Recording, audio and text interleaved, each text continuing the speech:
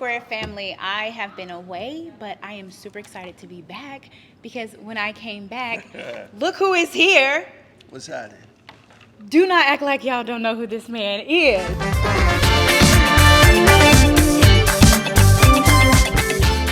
With me, I have the Khalil Kain, Hi. who is starring in Fat Ham alongside an amazing cast. So this is not like the first leg of the play. This is the second leg of the play, right? Yes. And you started City Theater, City Theater. How was Pittsburgh, that run? Pennsylvania. We started in February. How was that? Amazing. This is the third show that I've done for City. Oh, amazing. Yeah. It's a great theater company. We're not gonna act like your resume is light, okay? we're not even gonna pretend like your resume is light. It is heavy and it's inspiring and it's amazing. Thank you. What is some of your favorite roles that you've ever tapped into as an actor? Wow. I got to do Clyde's. I love that play. Yeah, me too. But I got to play Montrellis. So that was a beautiful role. Zooman.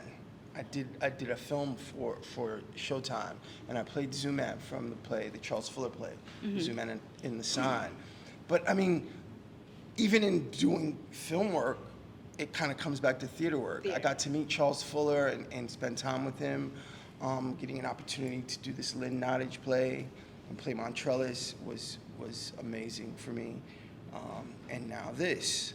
I mean, but you know, there's other stuff, TV stuff, film stuff, but this is a Pulitzer Prize winning play. James Iams is a new, beautiful Playwright, just doing amazing things. Yeah, but it's a new voice. Yeah. So I mean, he's been writing for a while, but like now he's on the scene. He's got his Pulitzer, and his piece was on Broadway, and now it's here. It's at the Geffen right now.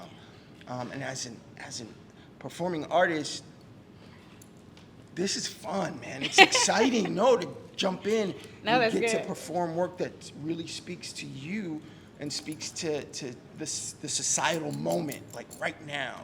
I love that. It's exciting. You've touched on it just a little bit, but what makes this character unique and different in a way that other characters for you hasn't been? Like, what is that? You know, there's always that one thing. Right. So in Fat Ham, I play Pap and Rev. So Pap is not living. Rev is. I'm not trying to give away the whole show, but like I'm forced to play two different men, but they're brothers, and it's an interesting exercise. Also tapping into my fun side, but my dark side. So that's kind of a tough line to walk. When the play's fun, so I still want the audience to like me, but I still need to. I gotta do what I gotta do. But that's Is the character likable? But that's the thing. Montez Freeland was very specific in that he wanted the character to be likable, because when I read the play, I got it in my actor head, like what I was planning on, and got to rehearsal. And it changed. Well, Montez wanted what he wanted, and it was different than what I had in mind. So we all know that this play is a spinoff of Shakespeare. Yeah, it's a reinvention of Hamlet. Are you a fan of Shakespeare? No. What? Not really. I'm not, honestly. I really thought we were building a friendship. This is so awkward now. But the thing about it is, it's not part of my culture.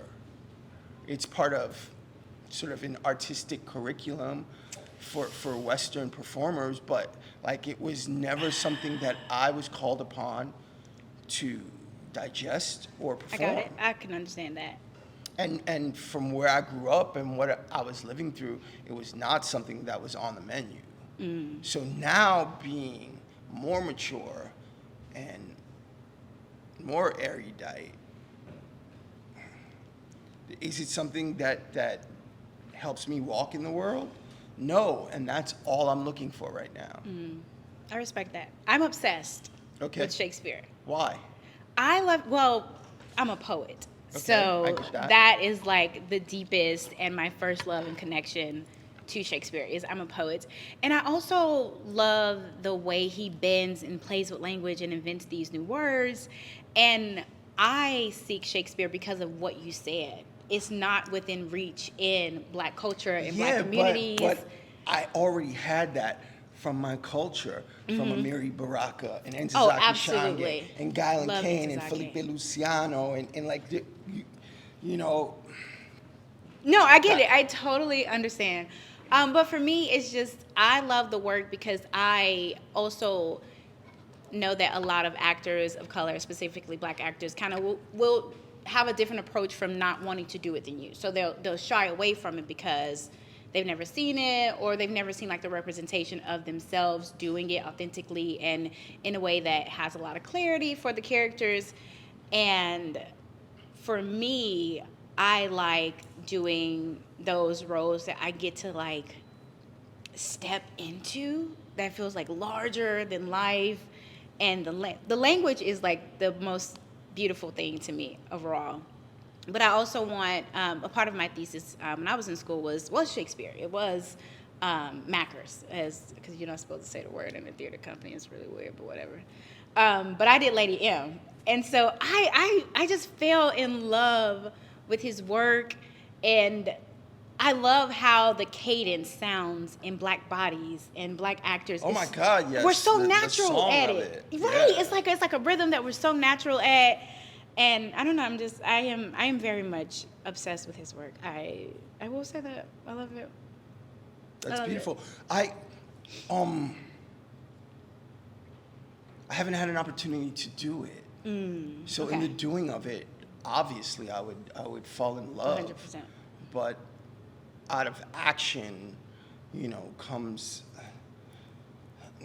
that emotional response for me. And honestly, I've not sought out any of this. All of this has happened to me and for me. So I'm doing what I'm being led to do. I love that. And so far Shakespeare hasn't been Just one of the in there. things. Yeah. But no fear or trepidation or Yeah. not wanting to. It's always been around. And will always be around. Well, I remember my father seeing Juice, and one of the first things he said to me was, "Oh my God, you look so beautiful up there. I want you to do Hamlet. You should play Hamlet. I want you to do Hamlet." And I was, at the time, like, yeah, all right, Pop. Like, this is what we're doing right now. Like, it's not really. Not close to that, right. Like, what are you talking about?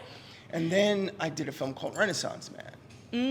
With Penny Marshall directed that, Gregory Hines, my man, love you, Danny DeVito, and in that class, Danny DeVito was teaching us Hamlet. So you've kind of been attached to this show in different Now, ways. circle around. Yeah, you've been like kind of Yeah. slowly inching into the attachment of this play. Yeah. Which means eventually you'll probably just have to do Hamlet. I'm down. I mean, well, maybe not Hamlet, but I'm down to jump into some Shakespeare at any time, given the opportunity. I mean, like I said, I did 3 plays at City Theater. Someone recommended me. Reginald Douglas said, "Wow, do you think he would actually, would he do it?" We were doing Pipeline, Tommy Morrison's that one. play. She's amazing. We did Detroit 67 here last season. Or was it last season? But the year before, I had just seen Pipeline at Lincoln Center. My mother and I went, and I'm watching this play, thinking to myself, I'm already salty because I'm like, how did I not audition for this? Because I could have played. I him could have got or that him. guy. Wait a minute. It's always like that. But the actor who was playing Xavier, the father, I was really kind of bent out of shape with the way he played him. And I loved the piece, but I thought to myself, as a black man and as a black father, like, I don't know if I would have played it like that. That's kind of funky. I don't know how I feel about that. Fast forward a year later, I get a call from City Theater, and Reg Douglas is asking if I'm interested in playing Pipeline and playing the role of Xavier. Like, would you do it? And just because of the history that he was not aware of, I said yes. Because obviously there were some things that needed to be worked out. You know what's funny about Dominique's work? Well, not funny, but I think it's so beautiful is you either can play her characters and nail them to the core, or you're so off that there is no like firm connection with the characters. I had the honor of playing Bunny in Detroit '67, and the most fun I have ever had on stage was that character. She has such beautiful ways of like birthing these black bodies and these stories and how they intertwine, and they're so multi-layered. I love her work. Love her work. Her voice, her language, yeah, her choices are amazing. And she obviously knows what it is she wants to say. Yes. So that's a big deal, I think. And I love having done that play like that. I could actually kind of DM Dominique Morrison, like, hey, it's amazing. No, when you look up and this person is following you on Instagram, I was like, what? All right, cool, I love it. I mean, I couldn't do that, but like from a distance, I was like, I hope she knows I did a good job. Yeah, it's important. I feel like for me as a human being, having an opportunity to be a part of this show and even playing Pap and Rev, it's made me a fuller human. I love that. Having played Montrellis and Clyde's made me a fuller human. Playing Xavier in Pipeline made me a fuller human and a better father. Like, when I was done, I had to go speak to my children. Like, I had to speak to my mother. It's not, for many artists, it's not just a show. Oh, absolutely. It always reflects back to your life.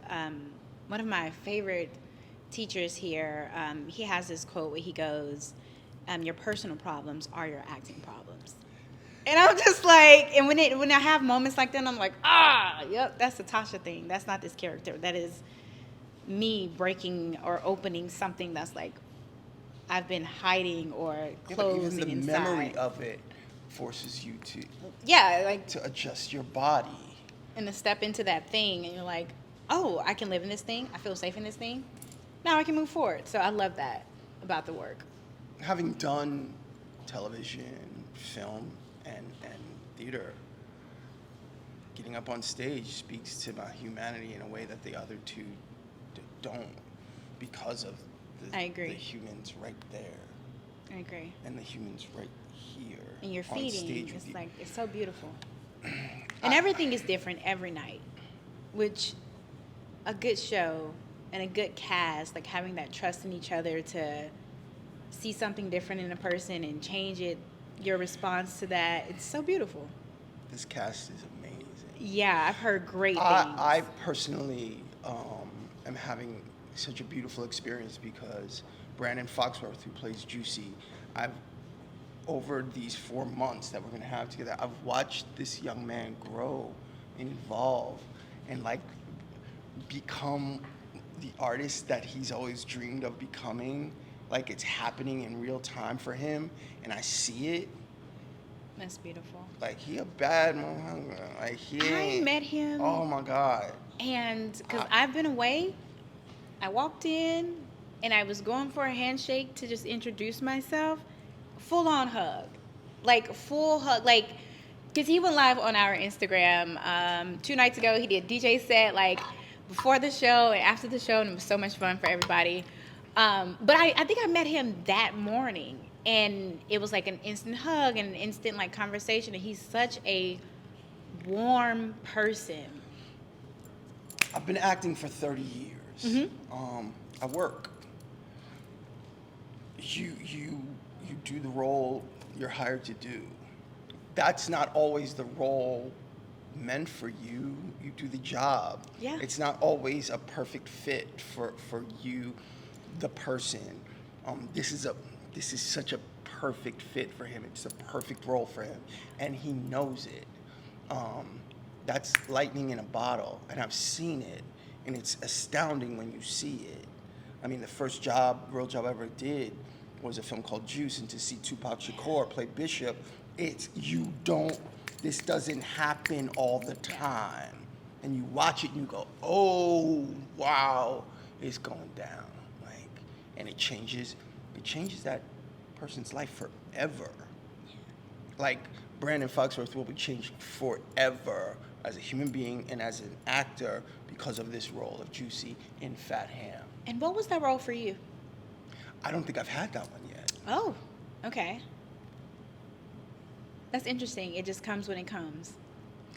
But I've gotten in trouble sometimes, and I think I've put certain people off because they think I'm being fake humble.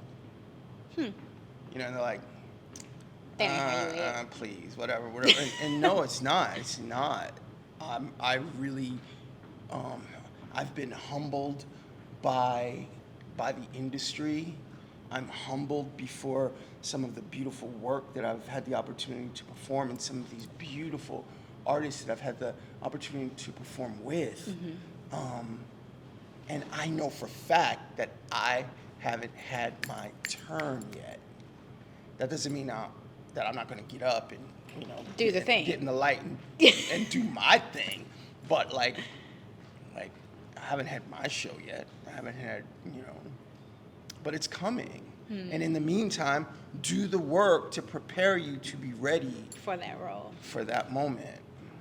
So what advice would you give to, like, and I know this is a question you probably get a lot, but it's also a very important question. What is that advice you would give to an up-and-coming actor or artist? Fail up and fail quickly. I love fail up. That's good. I wouldn't have thought about that. And fail quickly, you said. Yes. I'm not scared. I've never been scared. I've played all sorts of stuff, and I'm not scared. I will show my ass. I'm not like, no, I did for Color Girls. I did the film. I played a serial rapist. Yeah. And we went back and forth and back and forth and back and forth because in the breakdown, Tyler Perry said, nudity required. So everybody's agent was saying, well, what are you talking about? Like, what kind of nudity? And it's just for a male character. Like, are you talking, and are you talking about full frontal? Yeah. And Tyler's answer was, I don't know yet. Like, I don't know, like, nudity required. We will get on set and work. This is for Color Girls. Like, we are building this. I don't know what the thing is. What I'm, like. So how do you embrace that as the actor, though? It wasn't me. It was the agents and them talking. When someone asked me, I said, I don't care. Close the deal. I ain't worried about, like, that's the least of my worries. My biggest worry was, are we going to do justice to Enzaki Shange's work? Like, that's the issue. That's what it's about. And like, I went in fearless. Like, we're gonna do what's required. That's beautiful. Is what it is.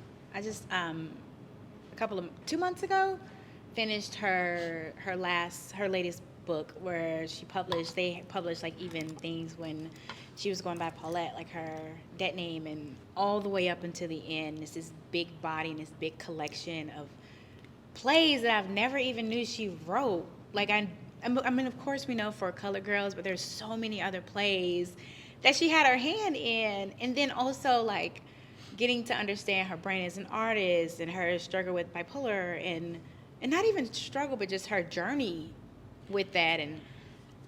And even, like, how so much of her discovering that was connected to the building of For Color Girls.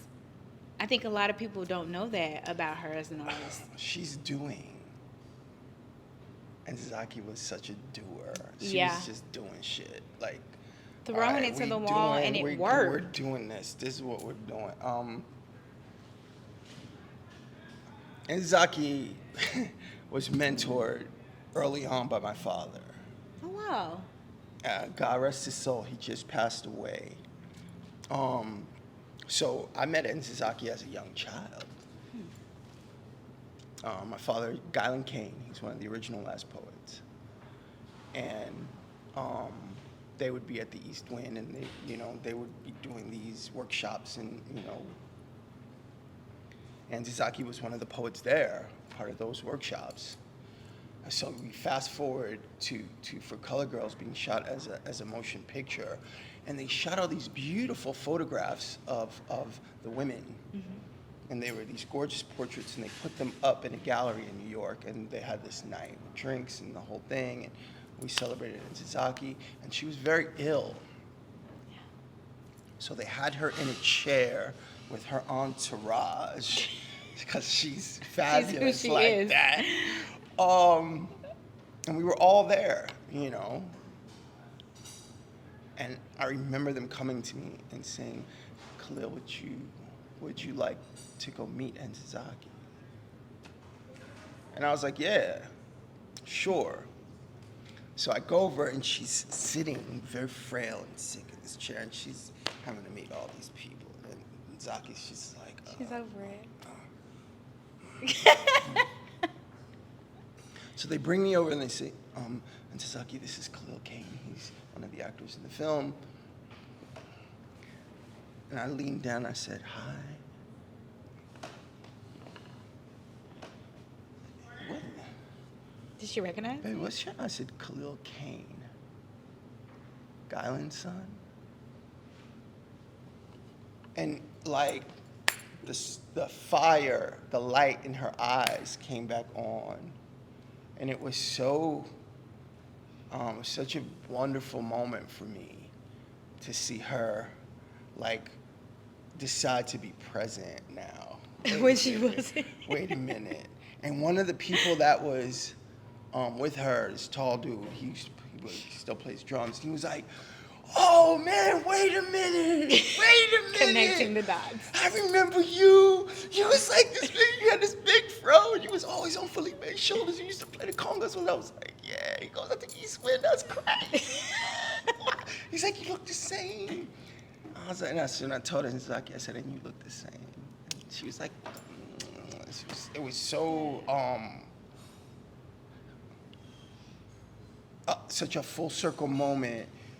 I feel like for both of us to understand that we're truly where we're supposed to be, doing what we're supposed to be doing, and to just see it.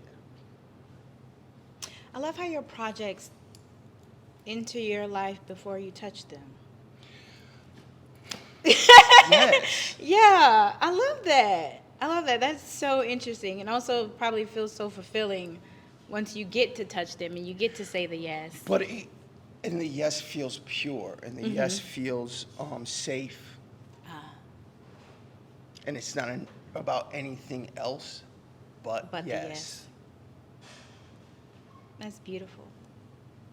We have been eating a little bit and drinking a little bit. And so what is your drink? Well, I don't know. It's one of the signature drinks for the play. But one of the beautiful things about Theater Squared is that they have this cafe where they will make you some food. And as a production, we have signature cocktails and all that kind of fly stuff. I'm going to taste mine. Oh, that's good. You like it? I do like it. Right, it has bacon, it has apples. And yeah. Yeah. See what that's like. Yeah, it's got like a mapley. There's got to be whiskey in there, some kind of bourbon. Oh, 100%. 100%. Linden is amazing, and Linden always puts like extra whiskey in your drinks if you.